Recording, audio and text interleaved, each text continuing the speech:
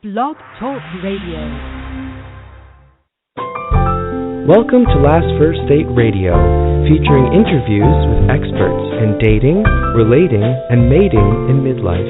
And now, here's your host, Sandy Weiner. Well, hello, everybody, and welcome. This is Sandy Weiner, and I am the founder and Chief Love Officer at LastFirstDate.com. I want to thank you for joining us here today. Last First Date Radio is a show about achieving healthy, off-the-charts love in the second half of life, and we have a really great show coming up today. I'm going to be speaking with intuitive transformation guide and speaker Jen Moff about how to improve the relationship you have with yourself in order to attract the best relationships into your life. As a dating coach, I specialize in helping women date as the high-value woman that they are in every other part of their lives, because when a woman knows her true worth, she attracts her best partner. Most women who come to me for support are amazing moms.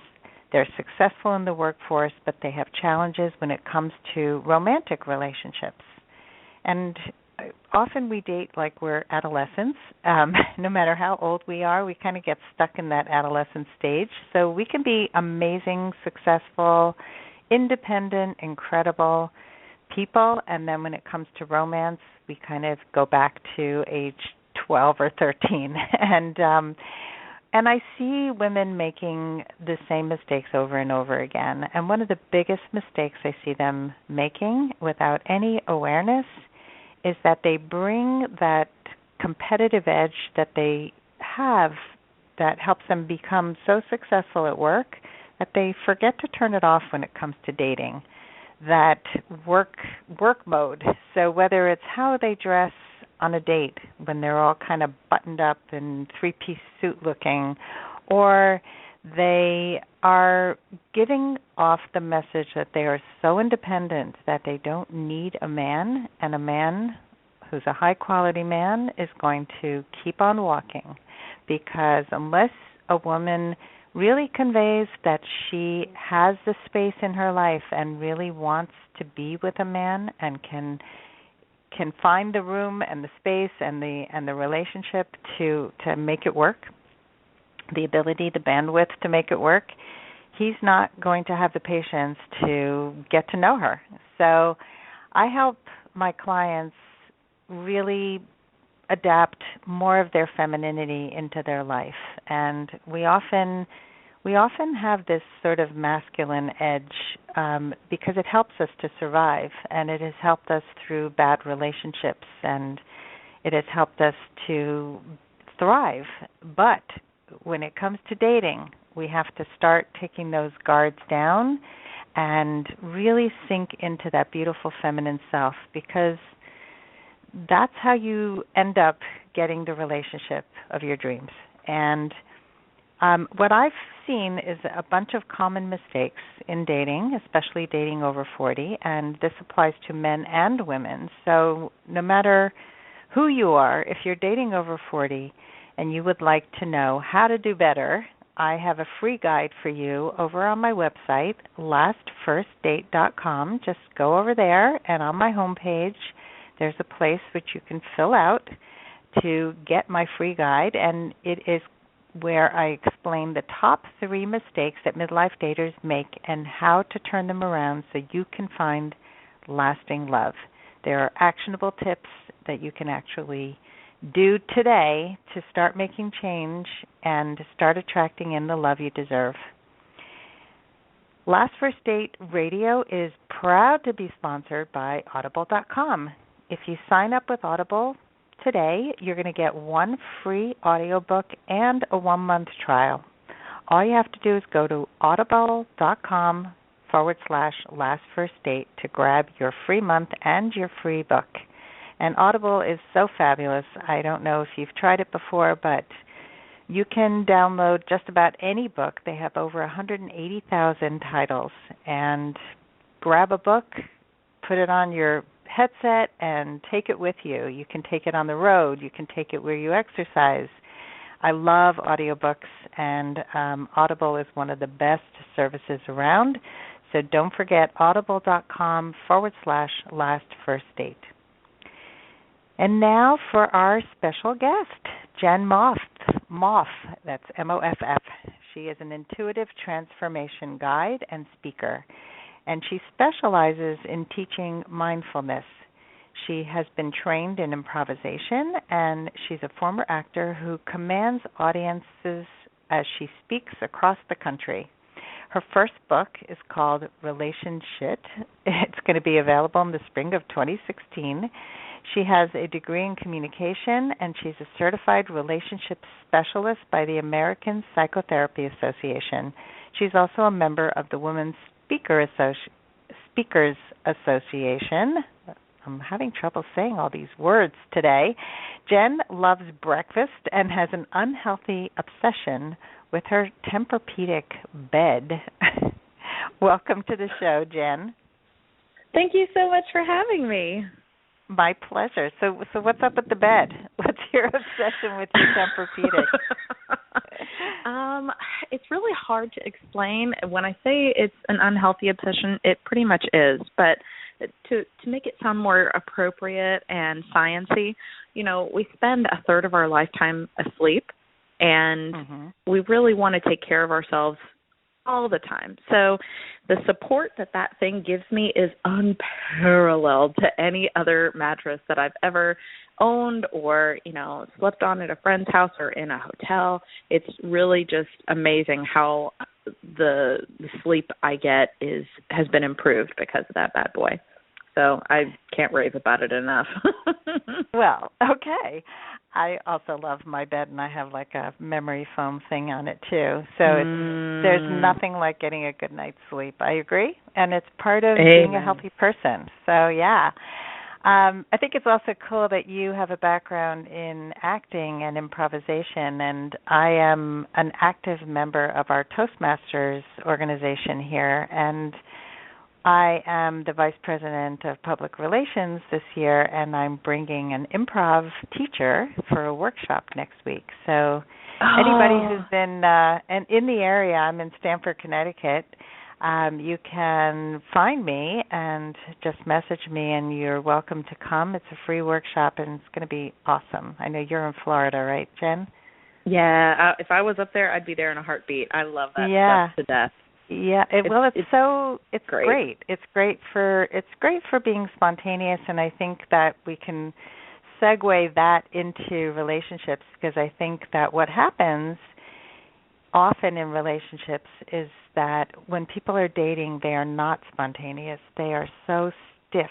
And so how would you, have you ever taught improvisation in terms of relationships? I'm just curious. I have a little bit. It's a new modality that I'm kind of playing with. Like Mr. Rogers used to say, play is the original form of learning. And if we can't kind of get uncomfortable or be uncomfortable with some of that ambiguity, doing it in a safe place like an improvisational area, workshop style, is a great medium to get started. Yeah, I love Mr. Rogers. He's a very smart man. Okay, so let's talk about women and relationships. And, I talked a little bit in the intro about how women tend to make certain mistakes without realizing it. What do you observe as the biggest issues that women have with relationships? Oh, I wish you could have seen my face when you were talking in the beginning, because my eyes were just bugging out in enthusiasm and agreement. Because in my life and lives of my clients and the people that I observe, I see very, very similar things to what you expressed. There's almost a unconscious masculine energy that permeates society, and women kind of have been indoctrinated, for lack of a better term, into that kind of mindset, and they do approach things as a very either one of two ways. It comes across either really, I'm too independent for you and I don't need no man, or it's I will do anything and everything I can to show, to please, to be enough. And then it's still not to the right person because they don't even appreciate those things in themselves yet to really understand their value and hold out for someone that really shows them the love and the respect that they deserve.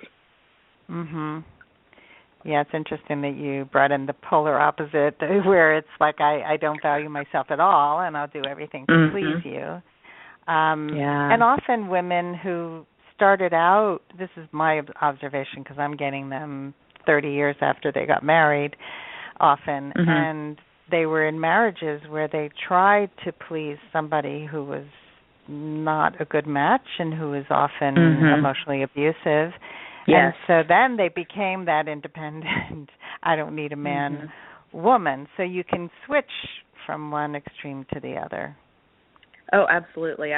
You remember some of those toys that you see in offices where it's like a ball on a pendulum and it's hanging down in the middle and you can pull it from one side and then it swings opposite to the other side? I kind of use that same metaphor for how we kind of react to things. We do tend to vacillate, even with our own upbringing and our parents, how we learn to do relationships with our caregivers. We either cling to what they've taught us or we vacillate to the exact opposite side. And neither extreme is where the healthy, conscious, good, hearty, loving, respectful stuff is. That's in the tension of the extremes. It's in the middle there. Right, and often we don't have the skills to find that middle ground that really works for us. Yeah, I totally can relate to that. Because I observed really very dysfunctional relationships in my home, in my family of origin, and I thought, well, I just need to look for the opposite, and I need to look for a man who's just not my dad. And it turned out that my ex-husband had so many of my father's qualities, but it was very subconscious, and it did not show up right away, right? So these things happen. Yes. So what do we do about it? It's so interesting. Well, the thing that I can say is conscious change is a 3-step process in what I've observed and put together. The first step, the first piece of the puzzle is we have to get curious. If we aren't curious or interested or have a desire to know more, be more, seek more, then that won't give way to the next step. And the next phase there is awareness. We need to be aware of what is working, what isn't working, what we bring to the table, honestly and without judgment. And the final phase of that is we have to get to kind of what I consider unbearable pain. Because what I've observed and researched is people don't change until the pain of their choices and circumstances becomes unbearable. And that breaking point is different for everybody. So we have to observe those 3 phases in ourselves and be honest about where we are. And, you know, again, using mindfulness as kind of a tool to determine those things is important because we don't want to judge ourselves and label something as good or bad or right as wrong, because then we're adding shame into the mix, and that just makes the relationship with ourselves worse. And how we do one relationship is how we do them all. So the relationship we have with ourselves first is what we manifest in all of the relationships we have with others. So we have to start by being curious, become aware, and then we've got to get to that breaking point. Once we get to that breaking point, that opens up a doorway for true conscious change. And what that looks like on the other side of the doorway is different for different people. Some people may find that they want to work with a licensed therapist. Some people may find they want to work with a coach like myself or like you. And some people might find that they change little things on their own and decide that maybe one aspect of their life is just going to be okay and be like this. And they decide that they're not going to make big or incremental changes. And those are the people that probably really haven't actually hit that breaking point yet. Well, I think that a lot of people kind of go unconscious. I think the majority of people really don't want to face the truth. And so I think a lot of people don't hit the breaking point because they mask the pain. People feed the pain food, or they They, I have clients who hide behind a lot of extra weight to avoid intimacy. People bury themselves in work, and that crazy busy, they numb themselves. So I think it takes courage to live a conscious life, and you have to be willing to look carefully and course correct. And I can tell you that even, and I'm sure you see this too, like running a business is similar. There's so many similar things that happen where it's hard to stay optimistic, and you have a great month and then you have a not so great month, and then like you're not going to give up on business, but some people do. So your mindset is everything. How you Powerful. see it, right? So so we're talking about people who already have a consciousness, who are willing to do the work. Some people have hit rock bottom, and some people just have a wake up, some kind of aha. So let me just ask you, in your own life, and just get personal for a minute, did something happen in your life where you had a wake up call? Ooh, my wake up was it was not like in the morning when my alarm goes off and my eyes pop open. It was much slower. It was over the course of a couple of years, honestly, and it started. It took probably about a 10-year period, honestly. Which, now that I think about that, looking back, that was a fair chunk of my life. For 6.5 years, I was in a relationship with a man who was emotionally, psychologically, and sexually abusive to me. Only at the time, I was that person that I described previously as I had to do and be enough to be lovable. And I had gotten to that headspace because of my first sexual experience straight into college was date rape. And that does something to the psyche and to your values and how you view the world. And so that manifested in all the relationships I had after that.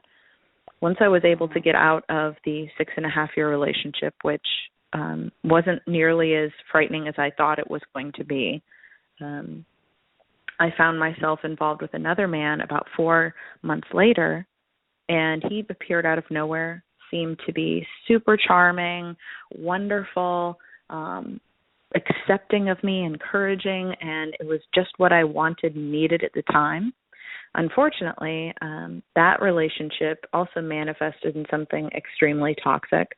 After about 2 years, I managed to get out of that relationship as well, after being able to discern that he most likely had some type of personality disorder or character disorder. And through the course of that time period was actually when I started to have kind of a wake up. I was also working for a company that the relationship there was not good. I felt taken advantage of, and I started digging into myself a little bit, doing some self-discovery work. And during that time, I came across an article about a book called The Top 5 Regrets of the Dying.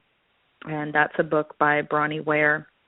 And for those of you that don't know, the 5 regrets were collected from her in her work as a hospice nurse. And these were the ones that she heard the most frequently. Number 1 was, I wish I had the courage to live a life true to myself, not the life others expected of me. Number 2, I wish I hadn't worked so hard. Number 3, I wish I had the courage to express my feelings. 4, I wish I had stayed in touch with my friends. And 5, I wish I had let myself be happier. And when I read those, it was literally like this light bulb went off over my head, or I was virtually smacked in the face or something. It was like all the wind had been knocked out of me. Numbers 1, 3, and 5 specifically spoke to me. And that was kind of an awakening in that moment. That was like the eyes popped open, because I realized these were people who were, on their last leg in the final moments of their life, and they were experiencing all these things and the regrets. And here I was in this place, and I was like, I have as far as I know, many years ahead of me. I don't want to feel the way I feel now for the next couple of decades. I can't imagine living like this until I actually pass away. I have to do something about this. And so with that, I left the company. I relocated. I began studying intensely self-development, personal development work, leadership, spiritual growth, and all of those things were really the foundation for me to have a better relationship with myself.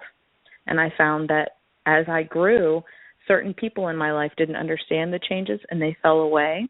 And as, again, I continued to grow, I was able to look at some of those relationships with a different eye and determine, I can discern some things that weren't healthy about this.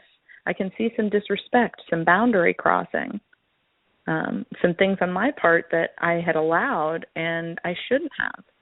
So it, like I said, it's taken, about 10 years of work, but I wouldn't trade it, Sandy, for anything, not anything. So that's my tale.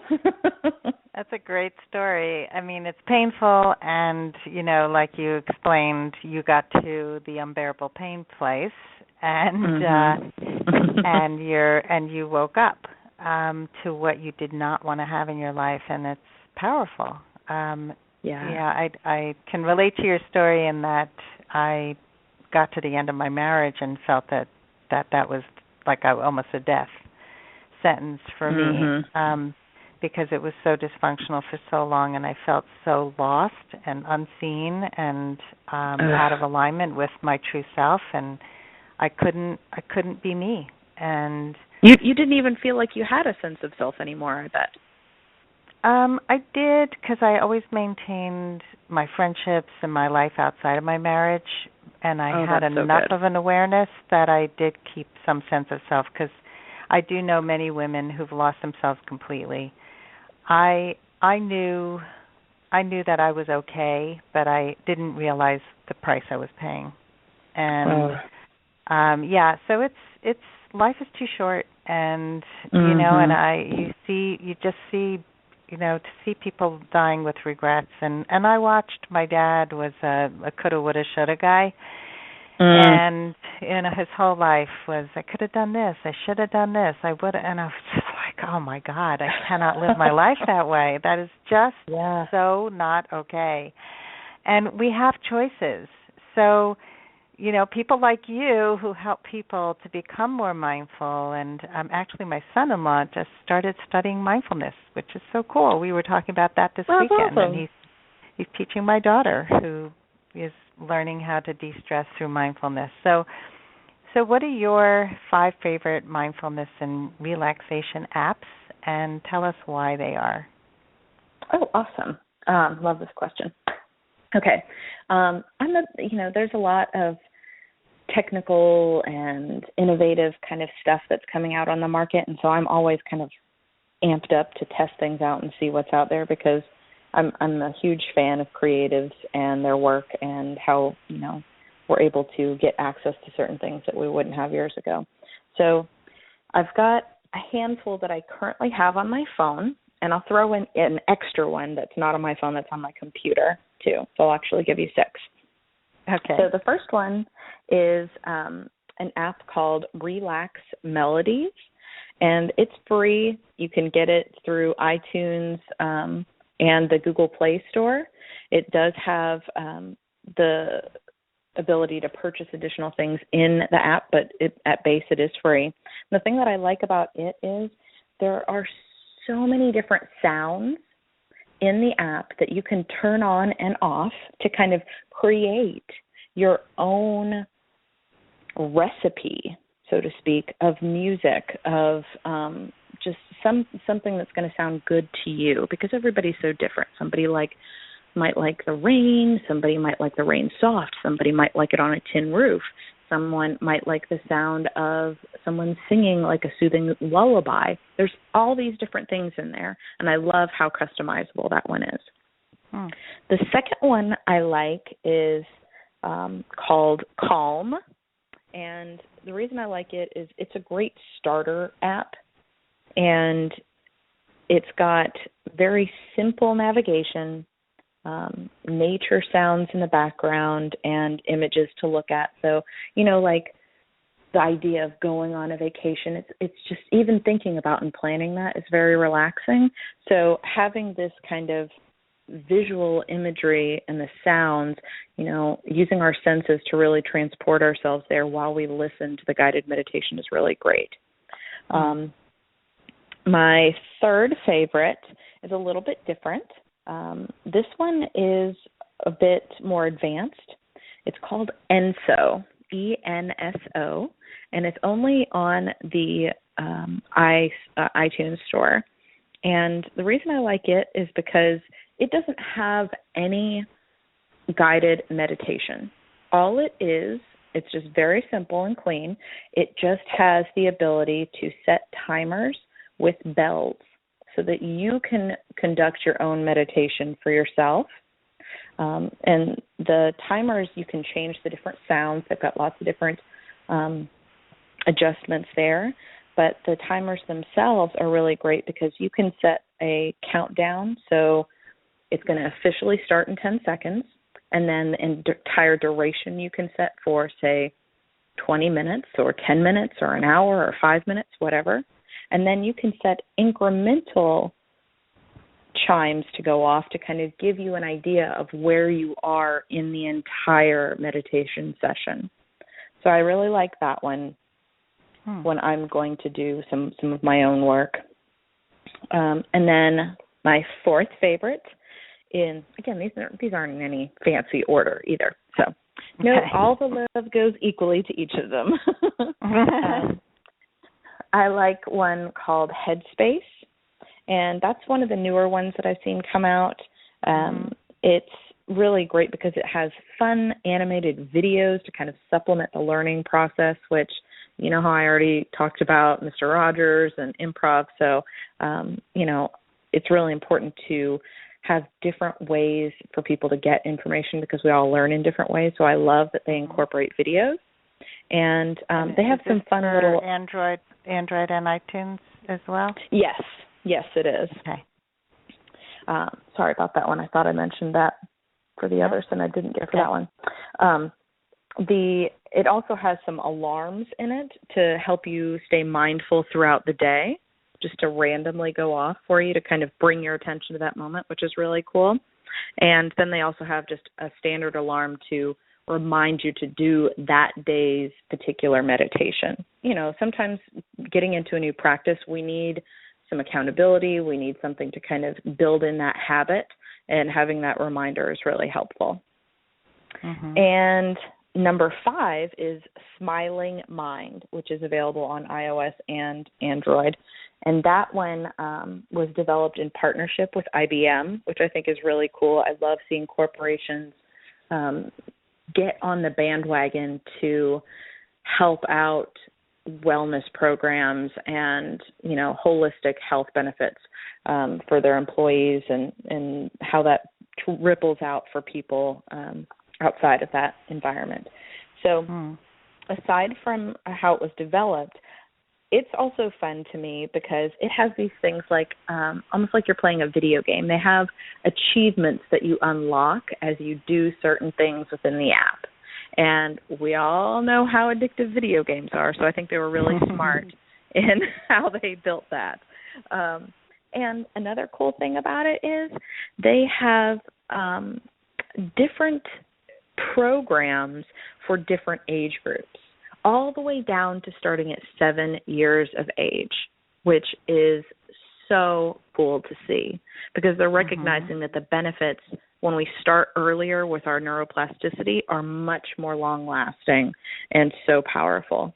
So I love that they've got a range for different ages, and they also offer classes style of things, not just having meditation that you listen to or chimes. They have different ways for you to practice being mindful throughout your life. the meditation is kind of the basis for the practice to develop your consciousness, to become more aware. But then outside of that controlled meditative environment, we do begin to incorporate the practice. And this app, Smiling Mind, really allows you to kind of build that into your everyday life. So those are my not my top 5, but those are 5 that I really love. Right, and those and are then all the computer. The computer one is a little bit different, and it's the most expensive thing that I found, but it's highly worth it, in my opinion. There's a website you go to called brain.fm, and there is a free 7-day trial for this. And what's really cool about this website is it's been developed by, I don't even know how many different people at this point, but it's been developed over the course of years. 10,000 different studies have been done to incorporate algorithms to learn about you as you go through and use it.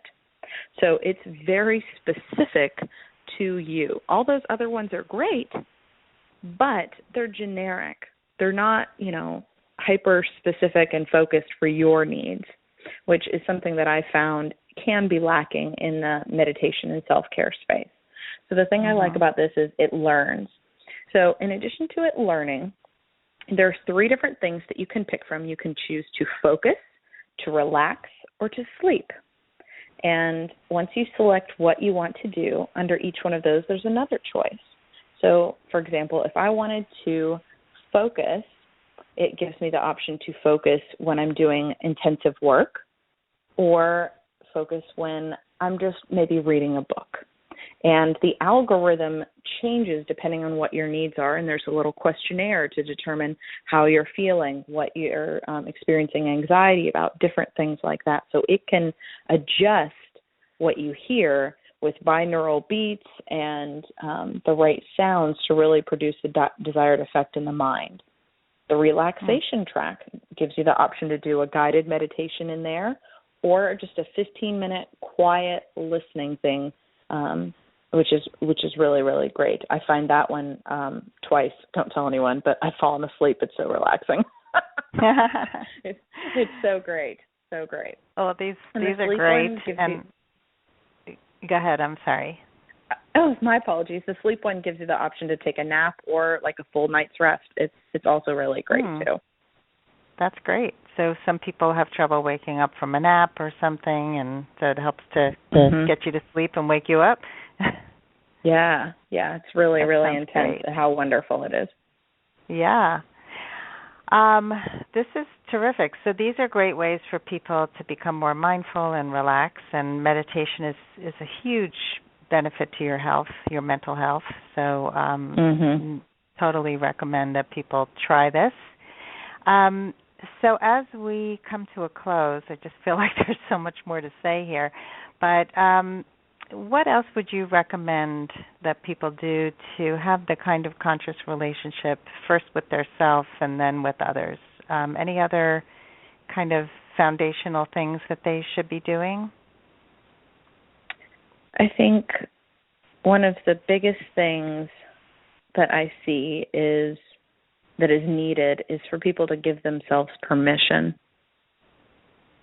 to have the better relationship, not only with themselves but with others, and to put themselves in a community of like-minded people. There's something really powerful about being around other people that are not only in a similar place but maybe a little bit further along than you. So plugging in with those environments, whether they're in person or virtual, is paramount to creating what I consider to be the foundation for any kind of great relationship. And you may learn some things in those environments when you give yourself permission to be in those places, to try new things, and then those places should be safe. And I think learning about what safe people and safe relationships are is also a foundational aspect of the work that I've gone through and highly recommend to other people. So John Townsend and Henry Cloud have a book called Safe People that I highly recommend. If that's something that resonates with you, please check it out, because it's more common than you would think is to see how often unconscious relationships are acceptable because it's just considered the norm or socially okay. And just because it is normal doesn't mean that it's right. Yeah, it's really important that you brought that up. And I always recommend a book called How to Spot a Dangerous Man Before You Get Involved by Sandra Bland. Mm-hmm. It's things like this where when you come from a background where you don't know the difference between what's really emotionally dangerous and what's not, it's just so important to really find the markers and know what's your birthright in terms of how people should treat you and how you should treat yourself. Amen. So yeah, so important, and I'm so glad that you're doing this work and giving this gift to so many people and bringing them the relationship with themselves and with others that really helps them to thrive in this world, which is just so crucial. So thank you for that. Thank you. It's a calling, that's for sure. I don't want others to have to experience any longer the uncomfortable disappointment, unhappiness. Life is so much better on the other side. And once you've seen it, you can't go back. Amen. Yeah. So Jen, tell people how they can find you. I am all over the web. My home base, my digital tiny house, as I like to call it, is thejenmoff.com. And I've got a great freebie that can kind of be a litmus test to kind of determine where you're at with your relationships. Right there on my homepage, you can snag it. It's my free guide to conscious relationships, and it'll go through kind of the specifics about what is unhealthy, what is healthy, what behaviors and actions and phrases are rooted in the ego versus the soul, and how that manifests in disrespect and power and control. So you can kind of get an idea of where you're at, not only with the relationships with others, but even the relationship you have with yourself. So definitely check that out if you're not certain, or you just kind of want to do a little test to check in with yourself and see where you're at. Great. And you can also find me on Facebook at the Jen Moff, and Pinterest on there as well. So thank you again. Great. Well, thank you so much for coming on the show today, and best of luck with your work and your new book. And thank you all for listening today, and I hope you all go on your last first date very soon. Have a great day. Bye-bye.